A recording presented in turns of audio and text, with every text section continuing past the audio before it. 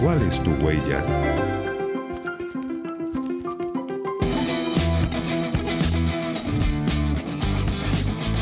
Hola a todos y todas, soy Jenny Cavallo, actriz, comediante, psicóloga. Al igual que me imagino la mayoría de ustedes, llevo más de 3 meses en cuarentena. Estamos acá con los niños, con mi marido, en nuestra casa, viviendo esta gran aventura. Y hoy voy a aceptar esta invitación. Voy a aceptar la invitación a ¿Cuál es tu huella? Me pareció entretenido que a través de una actividad lúdica, a través del juego, podamos aprender cosas importantes en familia.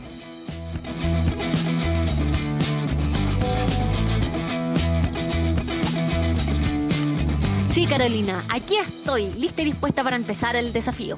Pero dime, por favor, quién va a ser la persona que me va a ayudar a lograrlo. ¡Hola, Jenny! ¡Hola, Florencia y Dante! Yo soy Traperita. Y yo soy Mr. Wipe. ¿Están preparados para hacer sus primeros almácigos? ¡Sí! Haremos almácigos en pasos muy simples para que tengan su propia huerta en casa. ¡Sí! Un almácigo es un sitio especial que hacemos para plantar una semilla, para que así germine en las mejores condiciones. Para hacer un almácigo necesitas un clavo o tornillo con punta, un pimentón, potes de yogurt vacíos y limpios, una pala pequeña o cuchara, un trocito de papel absorbente, sustrato, un rociador, paciencia y amor. Es importante que la tierra que usemos para los almácigos sea muy nutritiva. Si no tienes sustrato, no te preocupes. Puedes hacer uno moliendo hojas secas y poniendo una capa de tierra, una capa de hojas, de tierra, de hojas, de tierra y listo. Haz pequeños agujeros en la base del envase de yogurt. Con unos 4 está bien. Este será nuestro macetero. Ya, algunas cosas las tuve que reemplazar porque no teníamos un pimentón entero con las semillas. Así es que le saqué las semillas a una manzana. Traje una tierra normal que saqué de un macetero. Y las hojitas que también las recuperé de una planta que se les habían caído las hojitas. Ya están nuestros potes de yogur lavados y con los hoyitos hechos. Y como tampoco tengo rociador y no puedo salir a comprar porque estamos en cuarentena, traje una teterita con agua y le vamos a ir poniendo de a poquitos. Ponemos el sustrato en el envase y lo humedecemos con el aspersor. Abrimos un pimentón y le sacamos las semillas. Las dejamos en un papel absorbente para que se sequen. Como no son semillas compradas, pondremos más de una en cada envase para tener más posibilidades de que crezca una plantita. Hacemos 4 hoyitos en la tierra, separados unos de otros.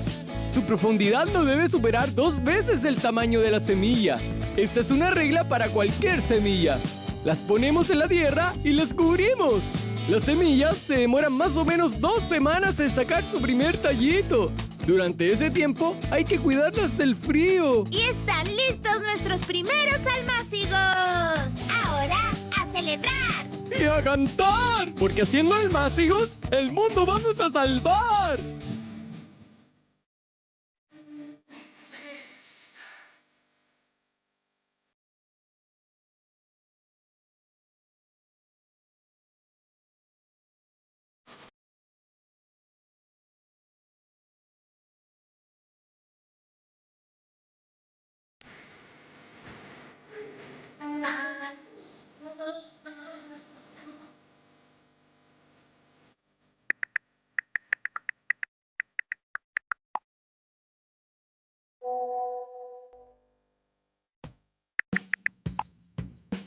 Hola, mi nombre es Karina, soy bióloga y pertenezco a Fundación Basura, donde estamos convencidas que la basura no existe. Y hoy tengo un desafío de educación socioambiental para los niños en sus casas.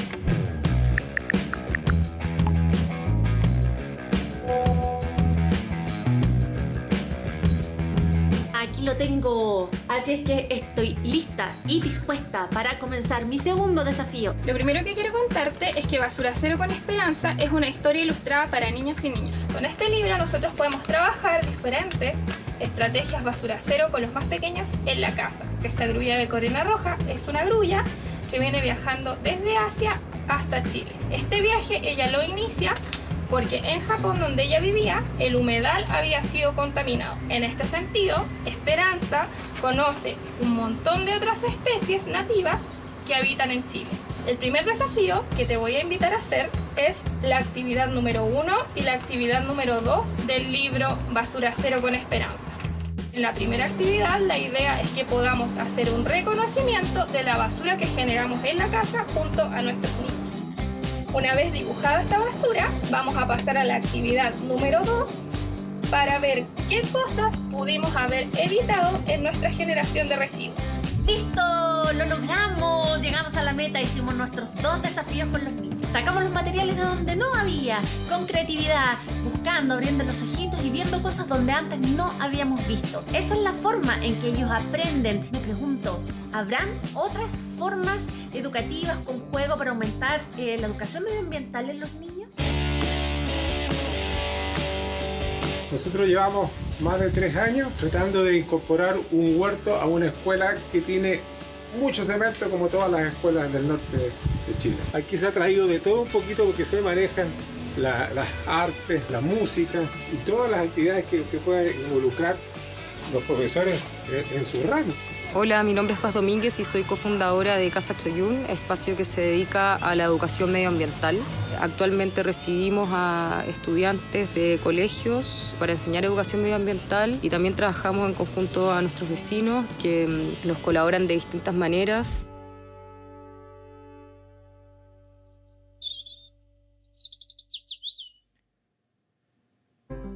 ¿Cómo les va? Muy buenas tardes, bienvenidos a un nuevo episodio de ¿Cuál es tu huella?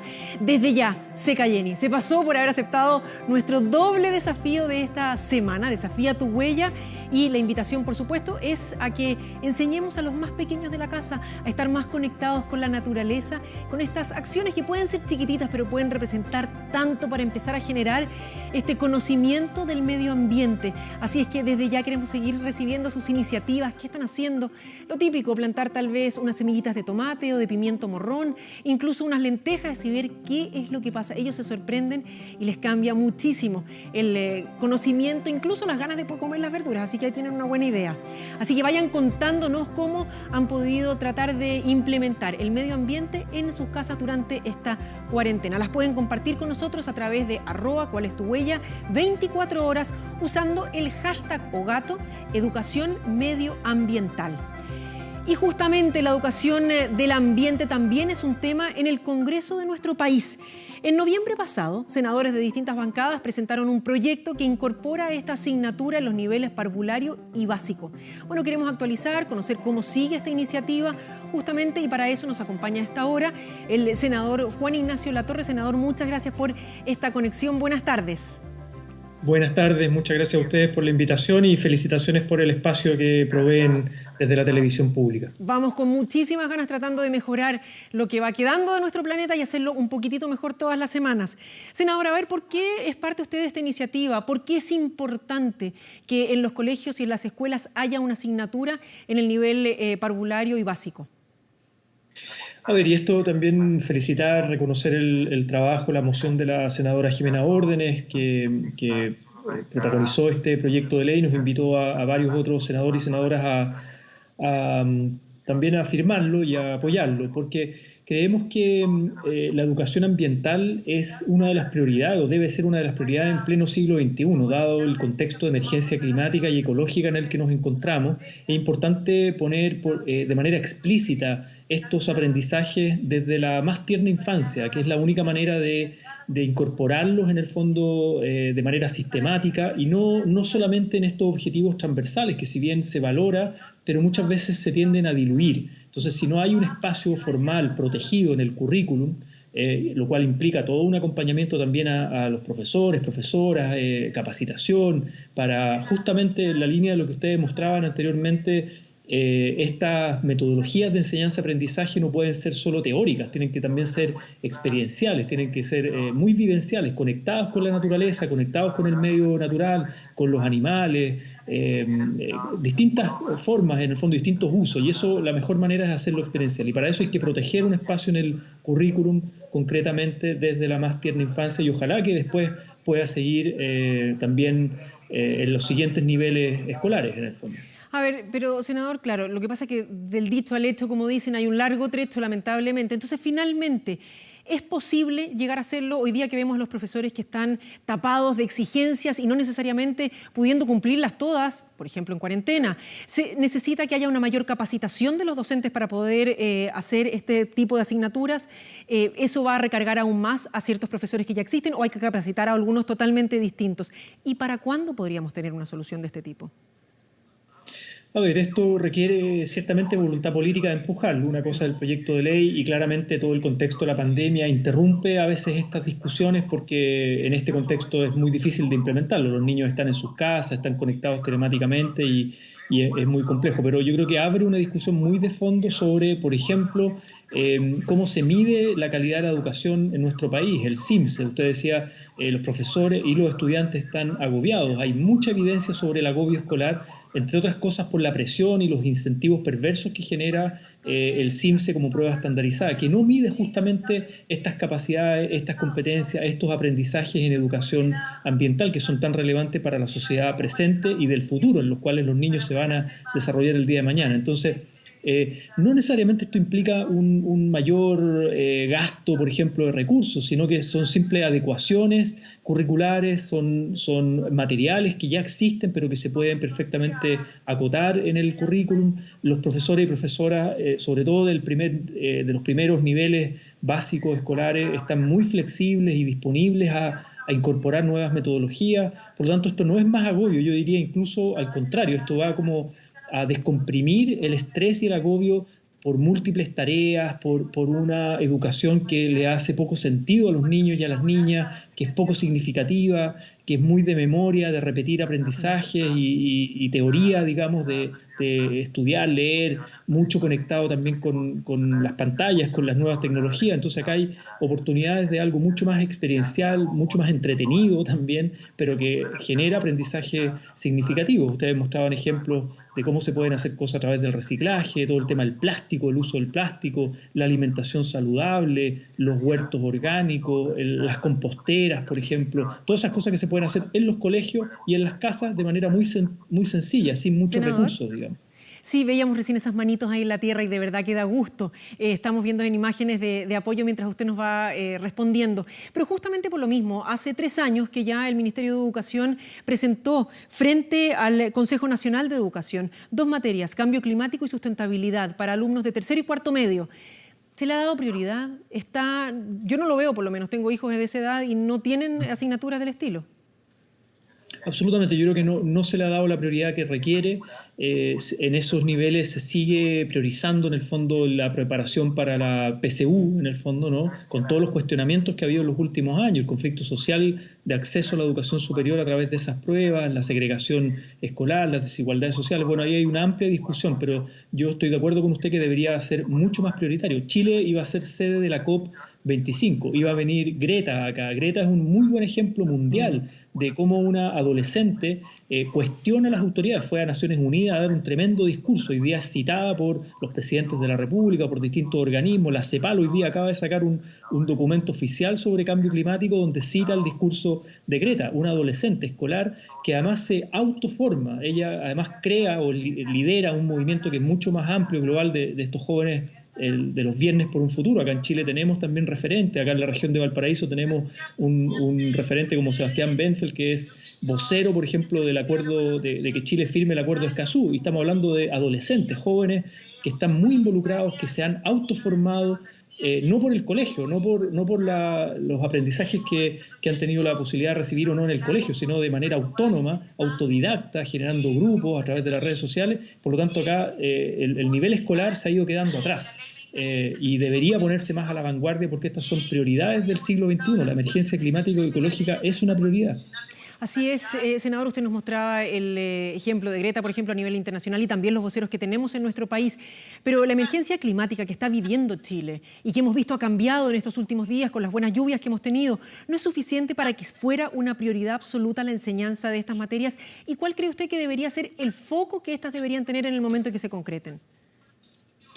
A ver, esto es un tema muy amplio, muy complejo, tiene distintos niveles, pero en el fondo lo que se está planteando, la discusión hoy día en el mundo, es cómo transitamos a un nuevo modelo de desarrollo que no dependa de las energías fósiles, que dependa de energías renovables, cómo cuidamos el agua, los glaciares, que son la fuente de agua en el presente y en el futuro, por ejemplo. Cómo generamos sistemas de transporte mucho más limpios. Esto tiene un impacto en múltiples ámbitos: los alimentos, la producción de alimentos, la agroecología, los residuos, el plástico en los océanos, el cuidado del medio ambiente.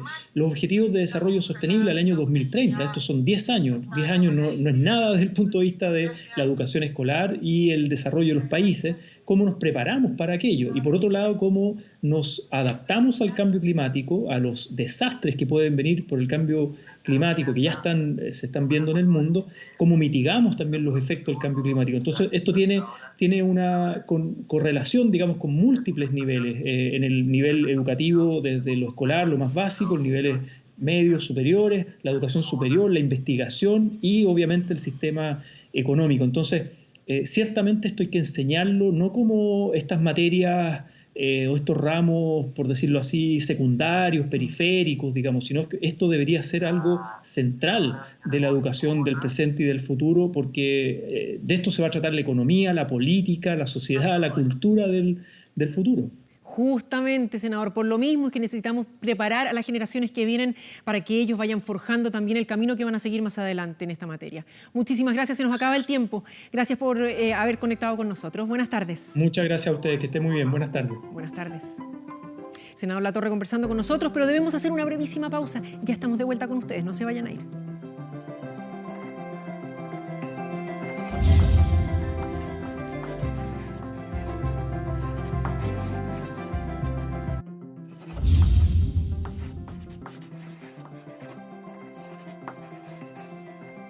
Y hablábamos de la iniciativa de obligatoriedad en la educación ambiental. Esta sigue en discusión.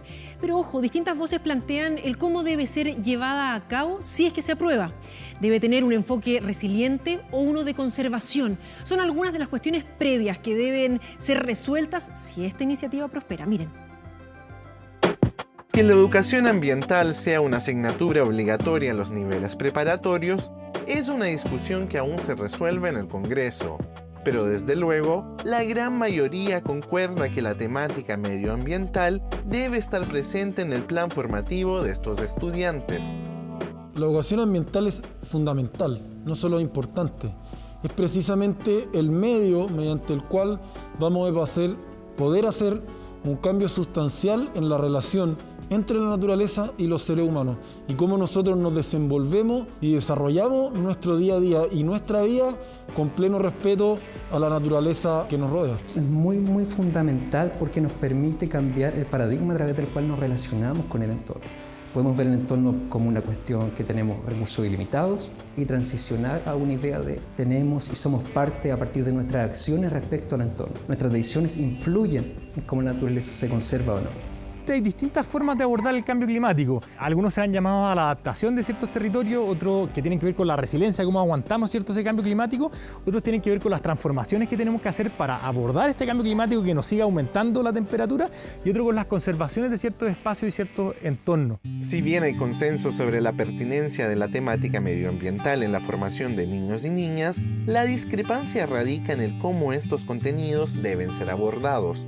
Más que un ramo específico, a mí me parece que se debe ampliar el marco sobre el cual se tratan las materias de cuidado del medio ambiente. Si uno busca ejemplos, no solo un ramo específico o más bien ciencias naturales, como se ha abordado históricamente, es lo que tiene que ver con el medio ambiente. Todas las materias que se pasan, sobre todo en el colegio, se pueden abordar desde una perspectiva de la sustentabilidad. Cuando se habla de educación ambiental siempre se discute en términos de los contenidos, pero también tiene que reflexionarse que el mismo establecimiento se vuelva sustentable, se vuelva resiliente. Porque si no, ¿qué pasa? Que los estudiantes se enfrentan a que están adquiriendo ciertos conocimientos, pero en la vida práctica de la escuela se dan cuenta de que los profesores no lo están siguiendo. Nos damos cuenta que más allá de los ramos, uno tiene que entender la educación de una forma holística y general. Por lo que yo diría que más que un ramo en particular de educación ambiental, lo que necesitamos es una pedagogía, una forma de enseñar y una forma de aprender que entienda nuestro rol en el ecosistema. La perspectiva tiene que ver no solo con hacer un ramo en específico, que puede ser una buena solución, sino que considerar al medio ambiente, al cuidado del medio ambiente, como una base sobre la cual se generan las mallas curriculares en su generalidad. Distintos espacios tienen distintas necesidades. Es lo mismo a veces con un niño. A veces pensamos que toda la educación tiene que ser igual para todos los niños y lo que hemos aprendido es que, bueno, el cerebro tiene distintas etapas, distintas formas. Todos pueden aprender matemática, quizás lo harán en distinto tiempo y distintas formas. Y lo que tenemos que entender es que es lo mismo con el medio ambiente y con nuestro entorno. Hay distintos espacios que requieren distintas estrategias, pero lo más importante de todo es que avancemos como sociedad y como comunidad con ese propósito, con esa consistencia y con esa coherencia de abordar esta problemática que es tan compleja. La educación ambiental, para ser pertinente, tiene que ser capaz de responder y hacerle sentido a los estudiantes. Y ahí la concepción que tiene un estudiante de una escuela rural respecto a su necesidad de la naturaleza es totalmente distinta que la que tenemos nosotros, por ejemplo. Entonces el desafío ciertamente es introducirlo en el currículo, pero ese es el primer punto solamente. El desafío entonces es hacerla pertinente para las distintas escuelas. Súper interesantes las miradas, mientras podemos tener finalmente un ramo, si es que existe o no, pero tener esta perspectiva y la consecuencia sobre todo, que lo que estamos enseñando es lo que estamos haciendo. Y si bien el cambio climático trae consigo negativos impactos en nuestro medio ambiente, veamos el vaso medio lleno. Desde un punto de vista profesional, es una gran oportunidad para aquellos jóvenes que buscan carreras y ocupaciones innovadoras y que puedan aportar a una sociedad ambientalmente más responsable. Debido a ser uno de los países más afectados por el calentamiento global y sus consecuencias, Chile posee experiencia en la investigación y la formación académica de especialistas en medio ambiente. Nosotros hoy día estamos enfrentando una situación de cambio climático importante. Esta situación global también impone una serie de condiciones a los sistemas productivos. En ese quehacer nosotros hemos ido insertando nuevas competencias que dan cuenta de un profesional mucho más íntegro, dando respuesta a una demanda que requiere que esta respuesta sea multifactorial. Del 94 a la fecha, la legislación ambiental, la legislación en Chile por temas ambientales cambió. Partimos de una corporación, ahora tenemos un ministerio y tribunales ambientales. Eso ha significado que las carreras han tenido que ir adaptándose en temas de legislación ambiental, en temas de gestión de productos, de procesos, de gestión de residuos. Creo que hoy día se está generando un espacio para que las personas, por ejemplo, hoy día comiencen a exigir alimentos saludables, un espacio para que las personas elijan y están buscando, por ejemplo, vivir en viviendas que sean más ecológicas, con energías renovables, que incorporen el reciclaje del agua, la recuperación de las aguas grises, que tengan techos verdes, que se construyan con materiales más sanos, que la ciudad también se transforme y sea una ciudad que le dé más espacio a la bicicleta, que tenga más áreas verdes. Conectando las principales demandas de los sectores productivos y de la sociedad actual, universidades y centros de formación técnica adaptaron su oferta académica a enfoques sostenibles y sustentables. Con todo el cambio que se generó en la legislación, las empresas en cierta medida están obligadas, entre comillas, a hacer gestión de sus residuos, a ver qué materia compro, si es madera, de dónde viene, si viene de un área sustentable, cómo la proceso, qué desechos genero. El alumno, ahí están las oportunidades. Creemos que las oportunidades para los profesionales del área ambiental son cada vez mayores y te puedo decir que cuando comience a implementarse, está en plena discusión, la ley de cambio climático acá en Chile, esto va a regular después todas las áreas del país. Significa que va a regular la minería, el transporte, va a regular las áreas de la construcción, todo lo que va a significar que van a tener que haber técnicos y profesionales especializados en materia ambiental que implementen medidas tendientes a reducir la huella ecológica de cada una de las actividades. Nosotros le llamamos sistema de gestión integrada, porque el alumno ve cómo se trabaja con el producto, la materia prima, cómo se procesa, de dónde viene, cuál es la certificación que tiene, cómo la empresa la procesa, qué desechos tiene. Nosotros tenemos que dar respuesta con procesos productivos y de gestión en un contexto de mayor plazo. Esa es otra cosa importante, el concepto de sostenibilidad. O sea, lo que a nosotros nos interesa es formar profesionales para que los sectores en los cuales participan se mantengan a través del tiempo. Este aprendizaje que ha sido tan traumático para muchas instituciones va a tener como resultado una aplicación ecológica, un cambio en el futuro que yo creo que va a ser posible. Y se nos acaba ya el programa, pero recuerden, porque en nuestro sitio web, cualestuhuella.cl, tenemos muchísima más información de cómo podemos llevar una vida más sustentable y sostenible. Recuerden que en ¿Cuál es tu huella? También nos encanta poder compartir nuevos datos, tips que tengan, así que nos pueden escribir en Instagram, @cualestuhuella 24 horas.